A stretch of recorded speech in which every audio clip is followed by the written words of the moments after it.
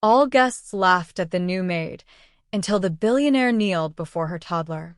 The Hargrove estate sat on 12 acres of manicured perfection on the outskirts of Greenwich, Connecticut, the kind of property that made ordinary people slow their cars and press their faces to the iron gates just to feel the edges of a life they would never inhabit.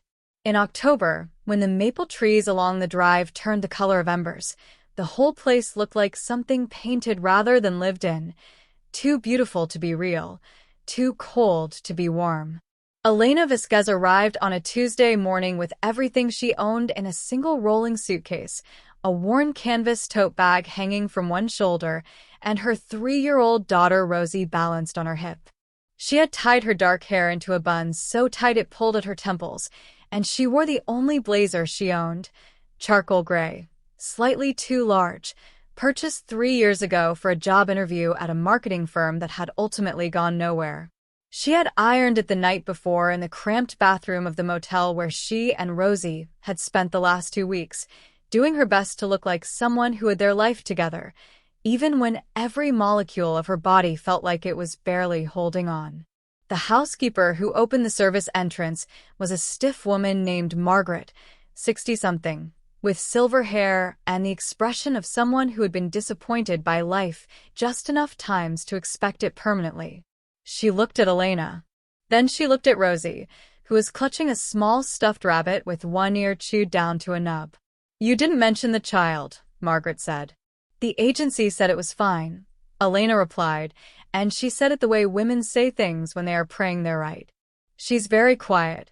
She won't be any trouble." Rosie, as if on cue, pressed her small face into her mother's neck and blinked her dark, curious eyes at Margaret. She had Elena's eyes, wide and brown and full of something that looked like they had already seen too much of the world for someone so small. Margaret's expression didn't soften, exactly, but it shifted. She stepped aside. "You'll be responsible for her entirely. Mr. Hargrove does not run a daycare." "I understand," Elena said, and stepped inside. The house was even more overwhelming from within. Marble floors that reflected the light like water, ceilings so high they felt like the inside of a cathedral, flowers and vases that cost more than Elena's monthly rent had once been. She followed Margaret through corridors that smelled of beeswax polish and something expensive and floral, mentally mapping each turn, each room, each door, trying to commit it all to memory the way she always committed things to memory, carefully, quietly, without asking for help. She had been doing everything without asking for help for 3 years. Since the night her husband Marco had told her the startup he'd invested their savings and had failed, and then the night 3 months later when he told her he was leaving, and then the night 6 months after that when he stopped sending the child support checks without explanation or apology, just silence, the particular silence of a man who had decided his own comfort mattered more than his daughter's need to eat. Elena had learned to read that silence like a language. She had learned to answer it by working. She had waitressed, she had cleaned offices, she had tutored kids in English and math through an app on her phone at midnight when Rosie was sleeping, and she still had 2 more hours of wakefulness left in her. She had done all of this with a smile because Rosie was watching, and she had promised herself, in those first terrifying weeks alone, that Rosie would never once feel the weight of all this. Not the fear, not the grief, not the bone-deep exhaustion. Rosie would only ever feel loved. Now this, a live-in position at the Hargrove estate, with a small room in the staff quarters that had an actual window, an actual closet, and enough floor space that Rosie could have a little mat of her own. It wasn't much. But to Elena, standing in that polished hallway with her suitcase wheels squeaking slightly on the marble, it felt like a foothold. A ledge on the side of the mountain. Something to hold. She did not yet know that the mountain was about to shake. The other staff members she met that first afternoon were polite in the careful, measured way of people who had learned not to get too attached to new hires. There was Carlos, the groundskeeper, who smiled at Rosie and offered her a thumbs up. There was Diane, who managed the kitchen with the precision of a military operation. There was Paul, the driver, who said simply, "Hard work here, but fair." And there was a cluster of others, event staff, mostly brought in for the week because Mr. Hargrove was hosting a charity gala on Saturday night, 60 guests, the kind of event that required every room to be perfect and every surface to shine. Elena was told her primary duties this week were household cleaning, assisting Diane with prep, and being available during the event to manage the coat room and assist guests. She was given a uniform, black dress, white apron, and a key to her room. She was given a list of rules, most of which amounted to be invisible, be efficient, do not speak unless spoken to, and under no circumstances let anything personal intrude on the professional atmosphere of the estate. She read the list twice. She folded it. She tucked it into her pocket. In their small room, Rosie sat on the mat Elena had made for her from a folded blanket and arranged her stuffed animals in a circle the way she always did. Rabbit, bear, the small cloth cat someone had left at a church ramp sale, setting them up like an audience, the way she did before she told them things Elena couldn't always hear. "We're going to be okay, baby," Elena whispered, kneeling beside her daughter and pressing a kiss to the top of her head, breathing in the smell of her. That particular clean, sweet scent that Rosie carried everywhere, the scent that had gotten Elena through some of the hardest nights of her life. "We're going to be just fine." Rosie looked up at her with those dark, grave eyes. Then she picked up the rabbit and held it out. An offering. A comfort going both ways, as it always was between them. Elena took the rabbit, held it to her chest, and breathed. Nathan Hargrove had been described many ways in many publications. The Wall Street Journal had called him relentlessly disciplined. Forbes had called him a force of methodical vision. A profile in Vanity Fair 3 years ago had used the phrase controlled intensity for separate times, as if the writer couldn't quite find words for the particular quality Nathan possessed, the sense of someone who had turned himself, through sheer and sustained effort, into a very efficient machine. He was 33 years old and had built Hargrove Capital from a 2-person operation in a shared office space in Boston into a $2 billion private equity firm operating across 4 continents. He had done this by sleeping 5 hours a night, by reading everything, by never once making a decision that wasn't supported by data, and by holding himself to a standard of performance that left no room for the kind of softness that he had associated, since childhood, with weakness. He had learned this association early. His father, Richard Hargrove, had been a man of significant charm and catastrophic unreliability, the kind of man who told magnificent stories at dinner parties and then quietly dismantled everything around him in private. Nathan had spent his childhood watching his mother make herself smaller to accommodate his father's enormity, and he had made a vow, somewhere around age 12, standing in the kitchen of their 4th house in 6 years while his mother cried quietly into a dish towel, that he would never be that kind of man. He would be controlled. He would be dependable. He would build things that lasted. He had built things that lasted. He just hadn't built much else. His Greenwich estate was a testament to this, magnificent, efficient, impeccably maintained, and utterly impersonal. There were no photos on the walls.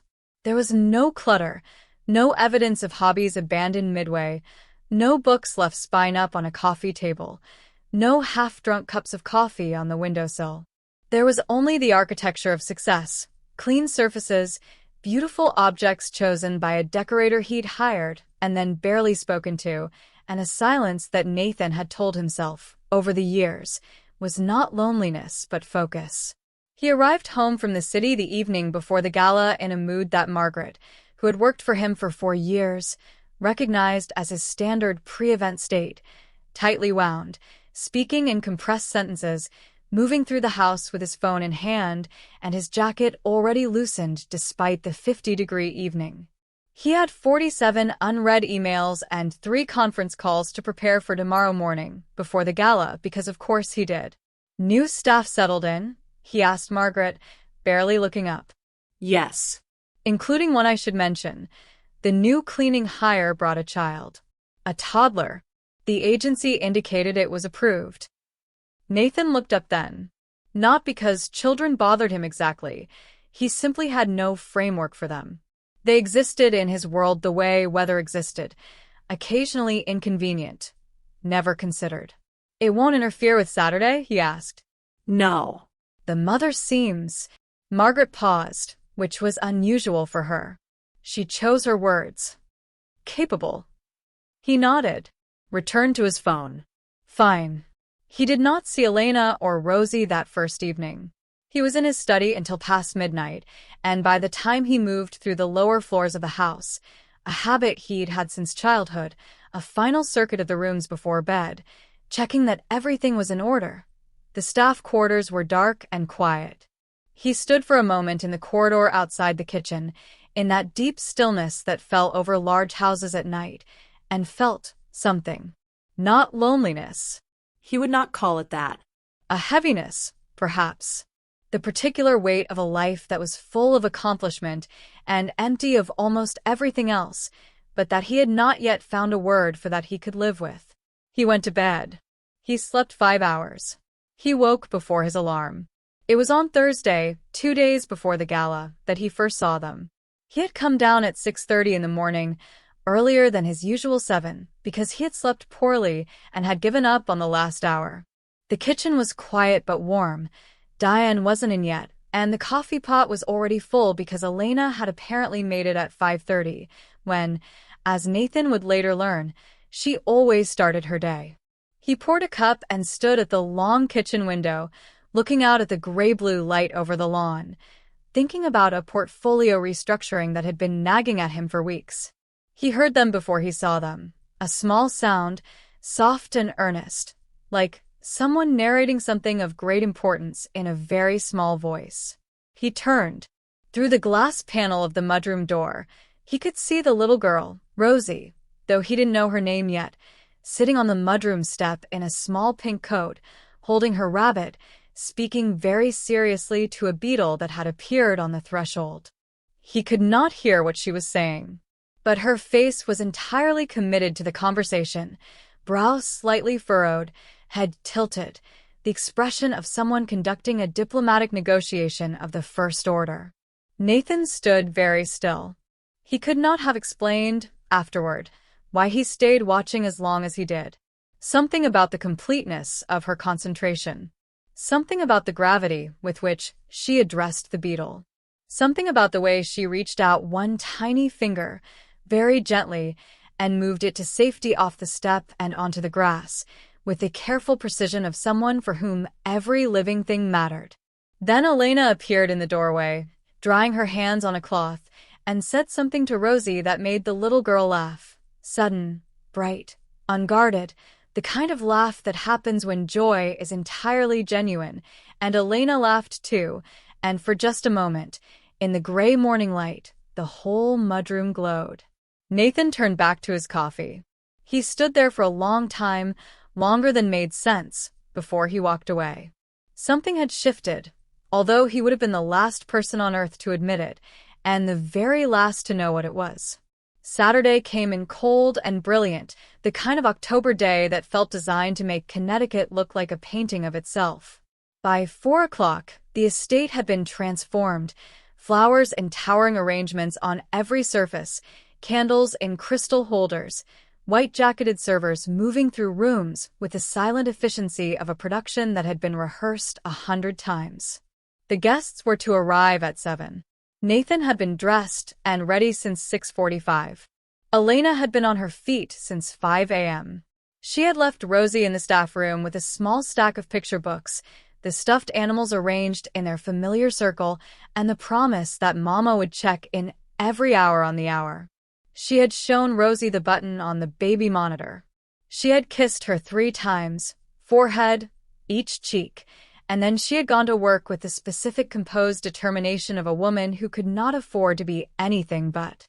The guests arrived in waves, couples mostly, the men in dark suits with the particular confidence of people who moved through expensive rooms without noticing them, the women in gowns that cost more than Elena's car had, back when she'd had a car.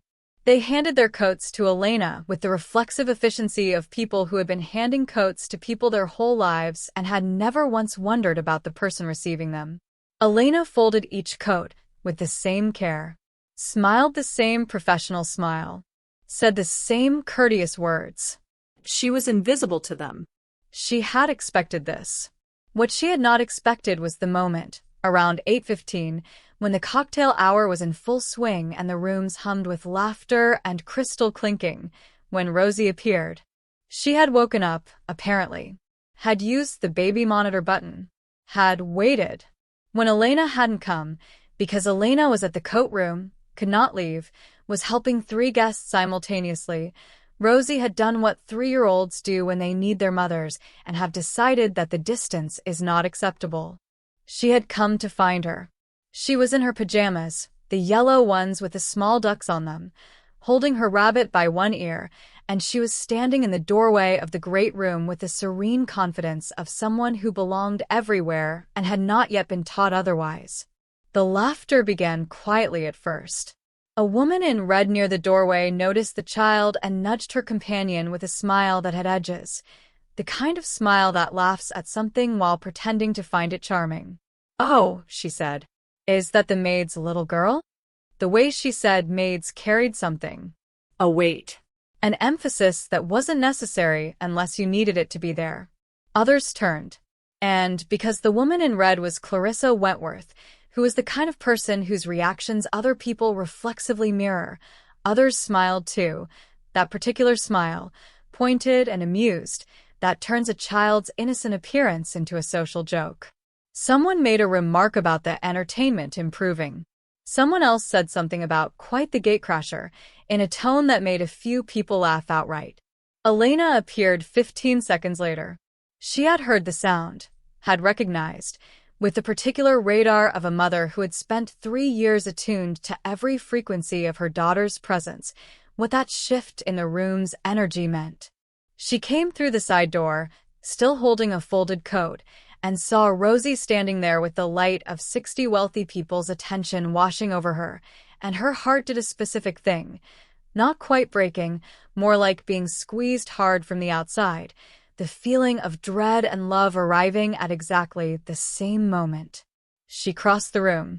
She kept her face entirely calm. She was very good at keeping her face entirely calm. "Come on, sweetheart," she said softly, kneeling beside Rosie, turning her away from the room. "Let's get you back to bed." "I wanted you, Mama," Rosie said simply. Not crying, just explaining. The clarity of it was devastating. "I know," Elena said. "I know, baby. Come on." The laughter didn't stop immediately. There were still smiles, still murmured comments.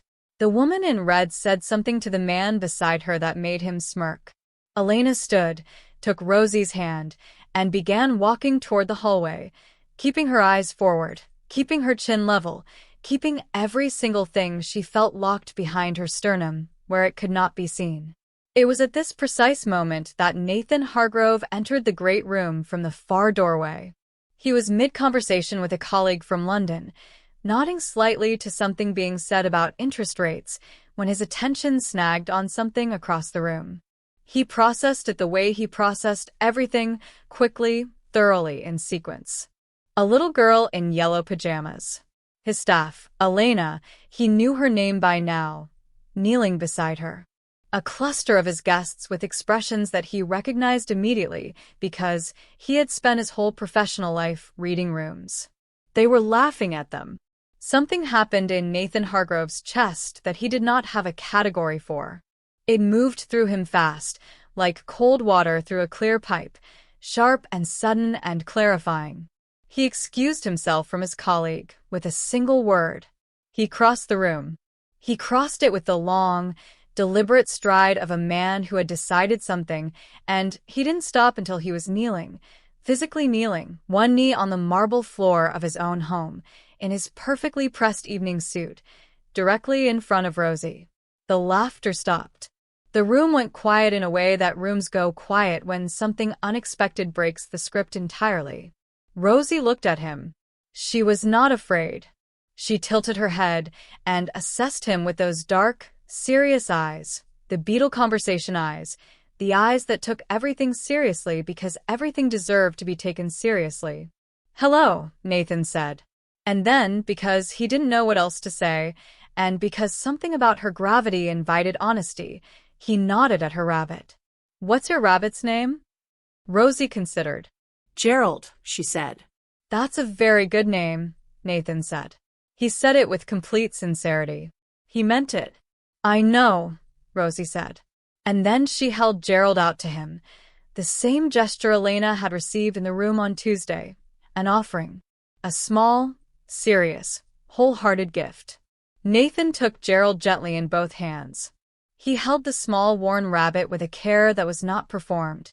He looked at it. He looked at Rosie.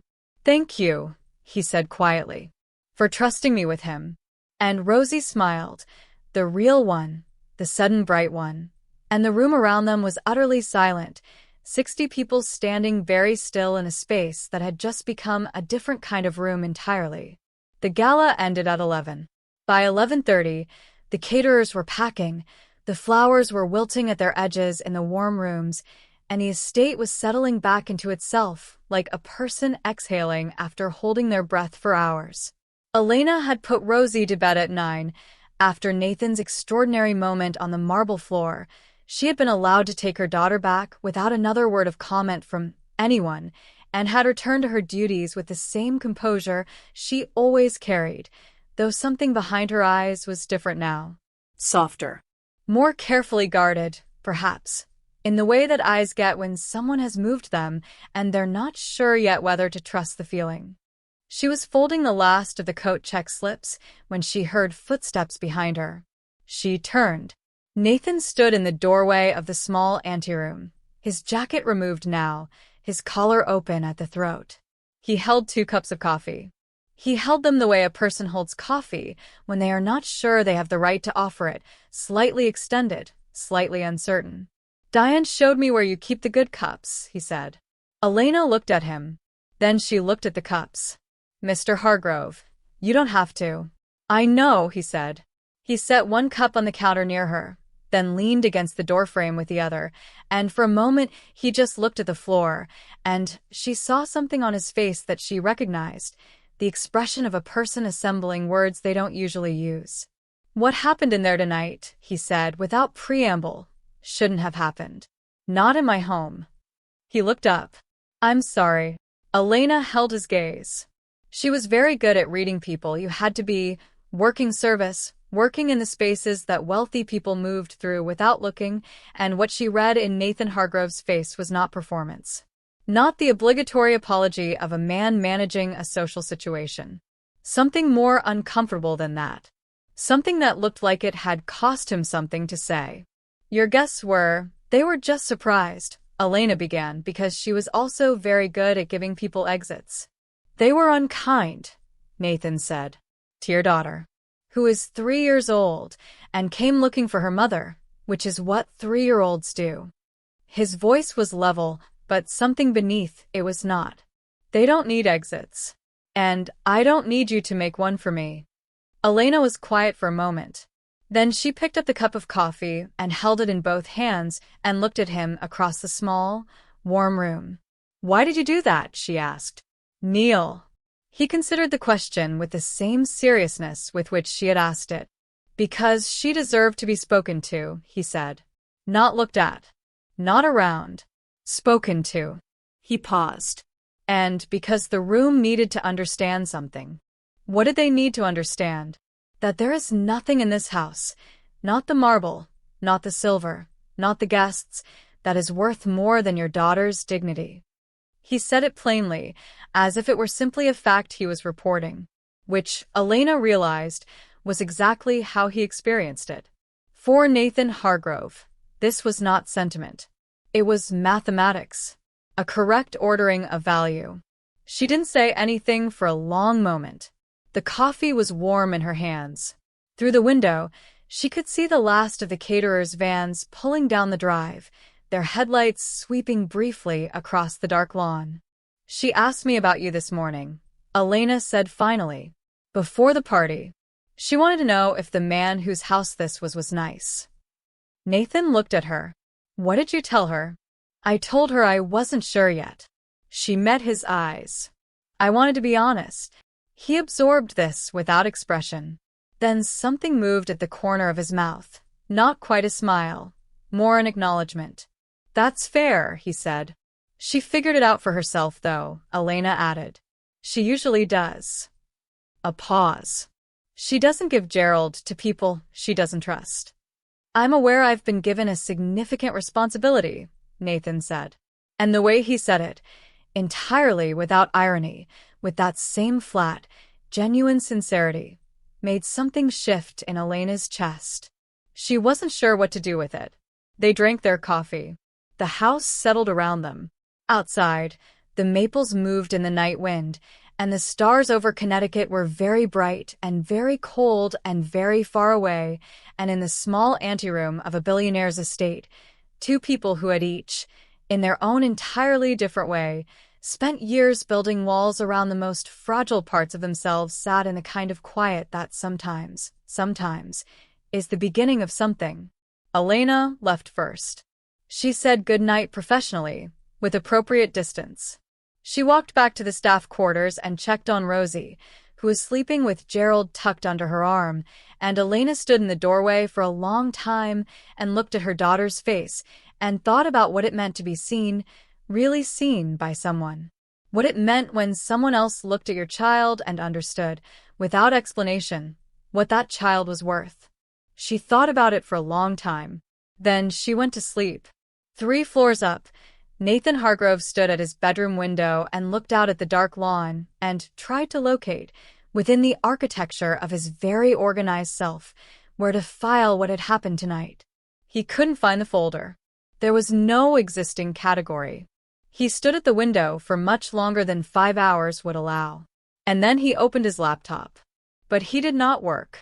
It happened in small pieces, over the weeks that followed. Not anything dramatic. Not a declaration. Not a single moment you could point to afterward and say, "There." That's where it started. It was instead the accumulation of small things, the way snow accumulates, each flake negligible on its own, and then one morning you look out, and the whole world has changed its shape. Nathan began coming down earlier in the mornings. He told himself it was because the morning light was good for thinking, which was true, but not complete. He found that the kitchen at 6 o'clock had a different quality when Elena was there, a warmth, not just from the coffee, but from the simple fact of her presence, the way she moved through the space with a quiet efficiency that was also somehow peaceful. She never performed peace. She simply had it. The particular peace of someone who has been through enough to know that panic doesn't help and has simply decided, as a practical matter, to be calm. He started asking her things. Small things at first, where things were in the kitchen, the name of a plant in the mudroom, how long she'd worked in household management. She answered directly, without embellishment, and she asked him nothing back, which he found unusual. Most people who spoke with him were braced for the conversation, angled toward something, either impressed by him or nervous of him or maneuvering around him in some way that he could always detect. Elena simply spoke to him the way she spoke to everyone, which was to say, with complete honesty and complete restraint, in exactly equal measure. He respected it enormously. He was not sure he had ever respected anything quite so quickly. Rosie was the hinge of it all, as 3-year-olds so often are, existing entirely without agenda, with the maddening pure-hearted openness of someone who had not yet learned to protect herself from feeling things. She had apparently decided, in the simple and total way that small children decide things, that Nathan was her friend. She greeted him in the mornings with the seriousness of someone confirming an appointment. She showed him things, a leaf she had found, a picture she had drawn, a horse, she explained, though it looked primarily like an oval with appendages, a fact she had recently learned about snails that she considered urgent enough to share. Nathan received all of these with a gravity that matched her own. He never talked down to her. He never made the performative adult sounds, the exaggerated surprise and enthusiasm that adults use with children when they are not actually paying attention. He talked to Rosie the way he would talk to a colleague whose judgment he respected, which is to say, directly, honestly, like her words and her thoughts mattered. because to him, they did. Elena watched this. She tried not to watch too closely. She was very aware of the architecture of the situation, the power differential, the professional context, the thousand reasons why a woman in her position should keep herself carefully contained. She had built the walls of that containment carefully over 3 years of being on her own, and she trusted them the way you trust infrastructure. You don't test it because you need it to hold. But walls have a way of developing cracks when someone keeps doing unexpected things on the other side of them. She cracked a little on a Wednesday in November when she came back from grocery pickup in the van and found Nathan in the staff kitchen, sitting on the floor with Rosie because Rosie had declared that the floor was better for puzzles. They were doing a 48-piece puzzle of a farm, and Nathan was utterly committed to it, holding pieces up to the light to examine the edges, his expensive watch pushed up his forearm, his sleeves rolled to the elbow, looking more relaxed than she had ever seen him look, and Rosie was directing operations with the authority of a small general, and he was following her direction without question, and they were both entirely absorbed. Elena stood in the doorway for a moment. Then she stepped back so she couldn't be seen and stood in the corridor with the cold grocery bags in her hands and something happening behind her eyes that she refused to name. She let herself have exactly 30 seconds. Then she squared her shoulders and walked back in. "Puzzle time," she said, setting the bags on the counter, keeping her voice ordinary. "The horses go there," Rosie said, without looking up, pointing. Then to Nathan. "You put the barn in the wrong place." "I thought this could be a creative reinterpretation," Nathan said. "No," said Rosie. "Fair enough," said Nathan and moved the barn. Elena turned to the groceries and began putting things away, and she was smiling, though she kept her back to the room, and the smile was the kind that comes from somewhere very deep and will not be managed, will not be redirected, simply is what it is. 2 weeks later, Nathan found her in the garden at dusk, sitting on the stone bench by the far hedge with her eyes closed and her face tipped up to the last of the light, and he stopped on the path because he didn't want to interrupt whatever this was. This 5 minutes of stillness she had clearly carved out of a day that had given her very little of it. He stood on the path and looked at her, and the light was very beautiful on her face, and he felt something so large and so unmanageable that he did the only thing he knew how to do with things he could not manage, which was to stand completely still and wait for it to pass. It did not pass. It just grew larger and more quiet. He turned to go. She heard him. She always heard everything, the particular awareness of someone who had learned to stay alert, and opened her eyes. They looked at each other across the garden in the November light. "Sorry," he said. "I didn't want to interrupt." She shook her head. "You didn't." He sat on the other end of the bench, because he could not make himself walk away, and because she had, in not saying that word, given him permission. They sat together in the last of the light, and didn't say anything, and the silence was the most honest conversation Nathan Hargrove had had in years. He told her about his father on a Thursday evening in December, in the kitchen, which had somehow become the room where things happened between them, nothing planned, always late, always in the context of some small practical task, as if both of them needed the camouflage of ordinariness to get to anything real. He'd started it by asking her, without particular preamble, why she'd left marketing. He had looked her up, after the gala, in the way that careful men do when they are trying to understand someone. The agency file had mentioned it, a career shift, and he had been curious. She had told him, plainly and without drama. The job had gone away when the company restructured, and then Marco had left, and then survival had required flexibility, and so she had been flexible.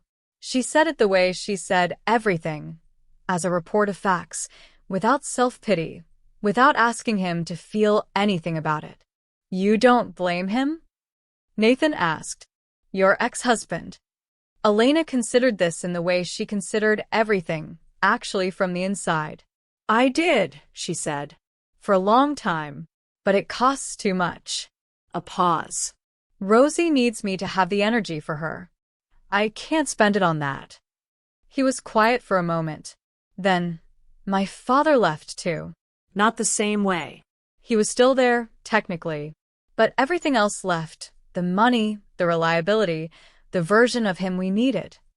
He said it as if testing how it felt to say out loud, which is probably the first time he had said it out loud in this way, without the protective layer of professional distance or clinical observation. Just, it happened. It was hard. There. Elena looked at him. How old were you? It went on from about 8 to 16. By 16, I decided I was going to be the opposite of everything he was. A pause. I think I overcorrected. How? He turned his coffee cup in his hands. I made myself reliable, methodical. I took all the softness out because I thought softness was what had failed. In him. In my mother because she stayed. He looked up at her. I think I was wrong about that. Softness isn't what failed, Elena said. No, he said. I know that now.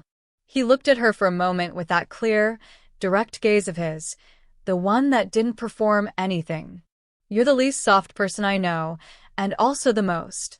She blinked. He clarified, you're not soft in the way that means weak.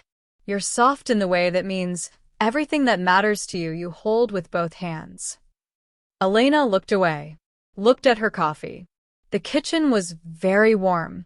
Outside, December had brought the first real cold of the season, and the garden beyond the window was dark and still.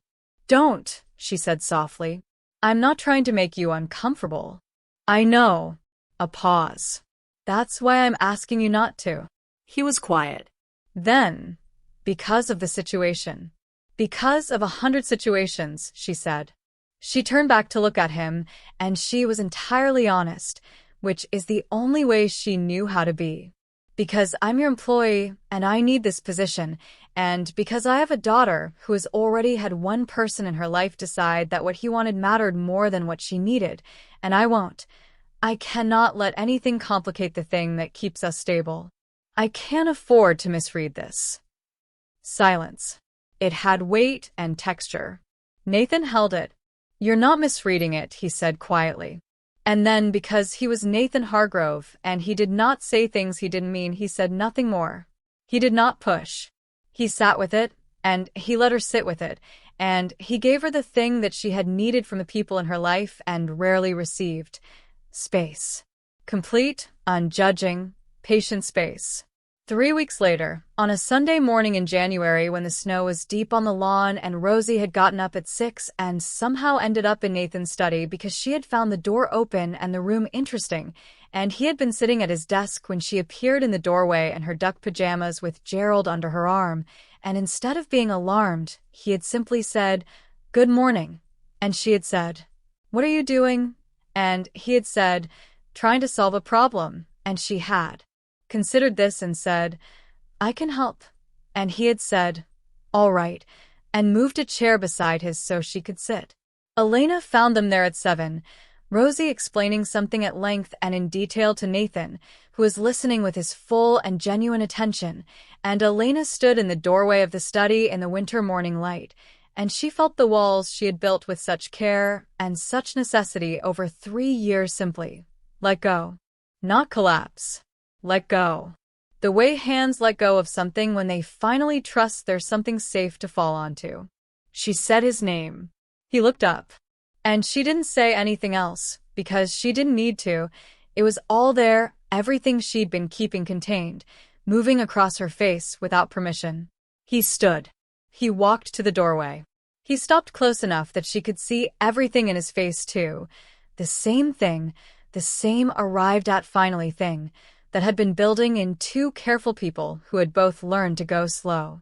I would like, he said quietly, to do this right. Whatever pace you need. Elena looked at him. Then she looked back at Rosie, who was now industriously drawing something on a notepad with Nathan's expensive pen, entirely absorbed, Gerald propped beside the notepad as witness and audience. Something rose in Elena's throat. Not sadness. The opposite of sadness.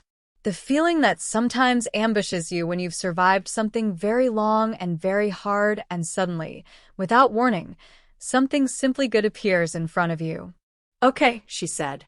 That was all. Just, okay. Rosie looked up. Mama, I'm helping. I see that, Elena said. Her voice was not quite steady. Nathan has a lot of problems, Rosie announced with satisfaction. I'm fixing them. Nathan turned his head to look at Elena, and Elena looked at Nathan, and something passed between them. Light and wordless, and entirely mutual.